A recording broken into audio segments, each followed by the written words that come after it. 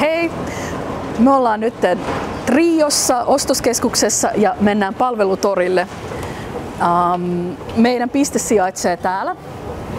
International Lahti-hankkeen palvelupiste. Tämä palvelutorihan on todella iso tila, missä on eri toimijoita, kaupungin toimijoita, ja me ollaan yksi näistä toimijoista täällä.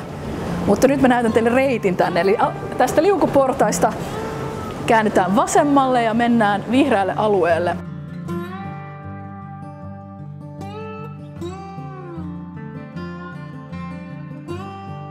Moi Joel!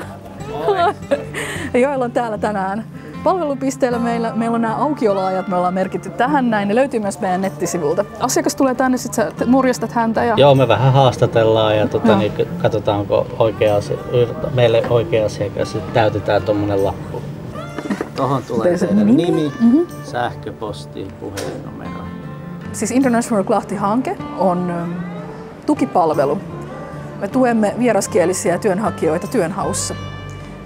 Ja me toimimme adapterina työnhakijan ja työnantajan välillä.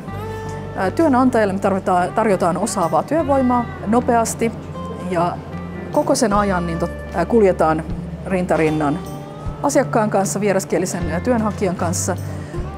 Katsotaan, että hänellä on kaikki tarvittava osaaminen ja kaikki tarvittavat dokumentit, jotta hän voisi työllistyä. Ja yritykselle me ollaan täysin ilmainen palvelu ja me tarjotaan heille motivoitunutta työvoimaa ja osaavaa työvoimaa. Ja tätä kautta saadaan alueen elinvoimaisuus kukoistamaan ja myöskin tämän alueen pitovoima paranee.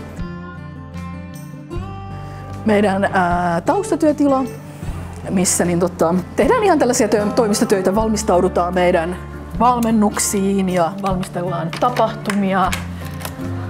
Tehdään sitä kaikkea muuta kuin sitä asiakastyötä, niin sitten me tullaan tänne näin. Nyt me ollaan käyty katsomassa, miten asiakas tulee meidän hankkeeseen asiakkuuteen, että hän kävelee sinne vihreälle alueelle, mutta samanaikaisesti meillä on yrityskoordinaattorit käy sitten yrityksissä vierailuilla ja kartoittaa osaajatarpeita ja tarjoaa meidän palveluita rekrytointiin, mutta Jukka osaa tästä vähän paremmin kertoa, että mitä te teette siellä kentällä? Joo. Eli me käydään tapaamassa yrittäjiä ja yritysten toimintaan käydään tutustumassa ja kartoitetaan samalla tarpeita.